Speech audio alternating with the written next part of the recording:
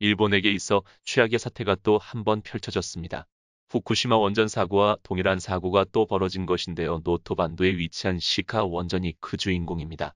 원전 가동 준비를 하던 중 노토 반도를 덮친 초대형 지진으로 인해 일부 시설이 화마에 휩싸이며 방사능 누출 소식까지 전해지는 등 일본은 죽음의 땅으로 변하고 있는 상황. 알고 보면 이 모든 일들이 일본이 스스로 초래한 재앙이라고 하는데요. 쓰나미 경보에 일본 23만 명 피난 지시. 환태평양 각국 비상. 잠시 후 어마어마한 충격이 일본 이시카와 현을 덮쳤습니다. 6.7의 진도는 노토 반도 일대를 휩쓸었고 사람들은 겁에 질려 지진이 끝나길 기다렸습니다. 일본 정부는 쓰나미로 황폐해진 지역을 재건하기 위해 약 3천억 달러를 지출했습니다. 그러나 원전 주변은 방사능에 오염되어 많은 사람들이 그곳을 떠나 다른 곳에서 살게 되었습니다. 발전소를 청소하고 해체하는 과정은 30년, 40년이 걸리고 수십억 달러의 비용이 듭니다. 6월 내에 발생한 충격이 채가 시기도 전에 노토 반도를 강타한 지진은 일본 거주민들의 희망조차 앗아갔습니다. 그동안 겪어왔던 지진의 수위와는 차원이 다른 흔들림이기 때문이죠. 전문가들조차 이례적이라고 판단할 정도의 이번 지진으로 인해 이시카와 현 대부분의 주민들이 생업을 못할 정도로 큰 피해를 입었습니다. NHK 등 주요 언론사들은 노토 반도의 현황을 보도하면서 현재 피해액과 사상자를 파악하고 있다며 속보를 잇따라 보냈죠. 그런데 일본인들을 서늘하게 만든 일이 벌어진 것입니다. 바로 노토 반도에 위치한 시카 원전 가동이 멈췄다는 소식이었죠. 심지어 원전에서 불길이 솟았다는 소식까지 들려온 것입니다. 지진으로 인해 원전이 피해를 입은 것이 분명했죠. 시카 원전은 현재 후쿠시마 원전 사고 이후 정지가 중단되어 최소한의 인력들만 유지 보수를 하고 있었는데요. 그런데 지진으로 인해 설비가 망가지면서 원전에 문제가 일어난 것입니다.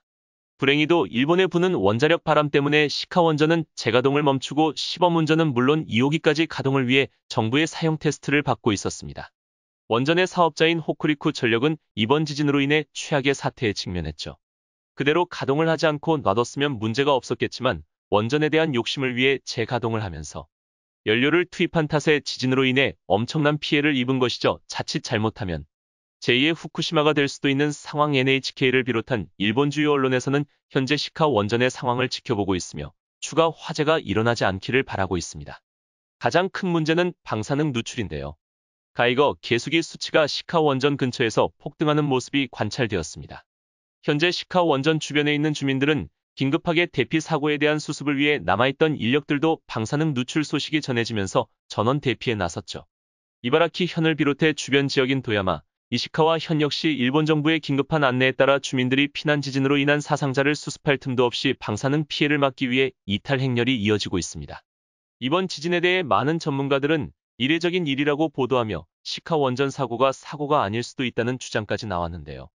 원래 지진이 자주 발생하는 도호쿠 지방단층지대가 아닌 지역에서 유달리 강한 지진이 발생한 것이 전문가들 눈에는 이상하게 보인 것이죠. 다시 말해 이번 지진으로 인한 원전 사고는 선후관계가 바뀌어 있다는 의견인데요. 지진이 났기 때문에 원전 사고가 일어난 것이 아니라 원전 때문에 지진이 발생한 것이라는 예측이 등장한 것입니다. 사실 노토 반도는 과거 대형 지진이 발생했던 지역으로 오래된 주민들은 올 것이 왔다는 반응이었지만 전문가들 사이에서 지진이 발생할 확률이 낮은 곳으로 꼽히던 곳입니다. 최근 1년 반 동안 150차례의 지진 보고가 일어난 일본에서 이 지역은 지진 영역에서 비껴나간 지역이고 화산도 없기에 다른 지역에 비해 상대적으로 안전한 지역이었습니다. 마을 주민들 역시 입을 모아 노토 반도에서 큰 지진이 일어나는 것은 매우 드문 일이며 기억을 되짚어봐도 지진으로 피해를 입은 일은 15년 전 사건 외에는 거의 없었다고 증언했죠. 그런데 공교롭게도 시카 원전이 지어지고 나서 노토 반도를 중심으로 지진이 자주 발생한 것이죠.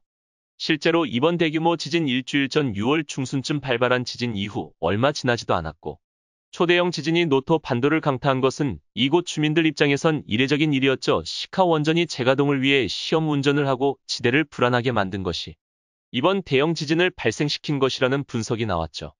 실제로 이를 뒷받침하는 자료가 공개되면서 이 주장에는 힘이 실리게 되었는데요. 과거 시카 원전 건설 당시 이 지역 단층을 조사한 일본 전문가의 보고서가 발굴되면서 시카 원전 지하에 대규모 활단층이 있다는 사실이 드러난 것이죠. 보고서에 쓰여있는 활단층은 지진이 일어날 가능성이 높은 단층을 지칭하는 단어입니다. 당시 전문가들은 활단층을 자극할 수도 있기에 이 지역을 포기하고 다른 곳에 원전을 지을 것을 호쿠리쿠 전력에게 요청했으나 호쿠리쿠 전력은 이 주장을 묵살하고 노토 반도에 원전을 건설한 것이죠. 어쩌면 그 고집이 지금의 대형 사건을 초래한 것인데요. 후쿠시마 사고 이후 원전 가동을 중단했을 때는 아무런 문제가 없이 안정적인 지층이었으나 원전 재가동을 위해 시험 운전을 하면서 이 지역의 지속적인 압력과 스트레스가 가해진 것이죠. 더군다나 후쿠시마 지역에 발생한 규모 7 이상의 지진과 일본 열도 전역에서 빈번하게 벌어지는 지진이 원자력 가동과 겹치면서 노토 반도의 활단층을 자극한 것이라 볼 수 있습니다. 1호기 원자로 건물 밑을 통과하는 S-1 단층과 12호기 냉각용 배관 등 중요 시설을 관통하는 S-2, S-6 단층이 겹쳐 있다는 사실이 알려지며 알면서도 운행을 강행한 호쿠리쿠 전력의 일본인들이 비난의 목소리를 높였다니다. 한편 일본 일간지 니칸겐다이는 간사이, 도호쿠 지방 외에도 다른 지역 역시 지진대의 영향 아래에 놓여 있다고 분석하고 4에서 5에 이르는 지진이 산발적으로 자주 발생하고 있다는 것을 들면서 비단 원전의 잘못만은 아니라고 주장했는데요.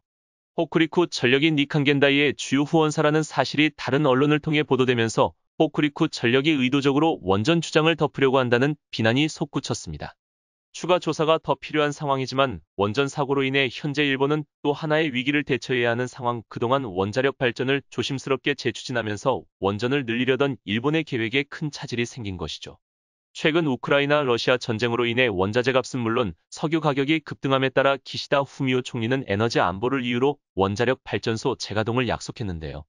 올해 5월 말에 원자력 에너지로 돌아가겠다고 말하며 후쿠시마의 악몽을 떨쳐낼 때라며 일본 국민들을 향해 설득 작업에 들어갔습니다. 국민들 역시 하루가 다르게 치솟는 육아를 보면서 원자력 에너지를 거부해선 안 된다는 인식이 퍼졌었죠. 게다가 올해 6월 일본 최고재판소가 후쿠시마 원전 사고와 관련 동일본 대지진 당시 일본 정부가 이 사고를 미연에 방지할 수 있었는지와 관련 법리적 판단을 내렸는데요. 만장일치로 이 사고는 막을 수 없는 재앙이기에 국가 책임이 없다고 판결한 것입니다. 국책민영 방식으로 운영하면서 일본 원전은 정부의 입김을 벗어나선 운영하기 어려운 것이 현실. 그럼에도 불구하고 일본 사법부는 후쿠시마 원전 사고의 책임을 정부가 지는 것이 부당하다며 피해자들의 상처에 소금을 뿌리는 결정을 내렸습니다. 책임 소재도 벗어났고 에너지 수급을 위해 원자력 발전소 건설에 박차를 가하던 상황. 일본 정부는 거리낄 것이 없는 상태에서 원자력 정책을 펼치려고 했으나 이번 사고로 인해 다시 원점으로 돌아간 것이죠. 과거의 잘못을 뼈저리게 반성하지도 않을 뿐더러 잘못도 없는 것으로 치부하는 일본의 나쁜 버릇이 또 한 번 부메랑처럼 일본에게 돌아왔습니다. 현재 진행형인 이 원전 사고를 일본은 과연 어떻게 대처할까요? 일본이 이번 기회에 진정으로 잘못을 뉘우치길 바라며 다시는 원자력의 원도 꺼내지 못할 만큼 이쪽 분야에 발을 내딛지 않길 기원해 보겠습니다. 시청해 주셔서 감사합니다.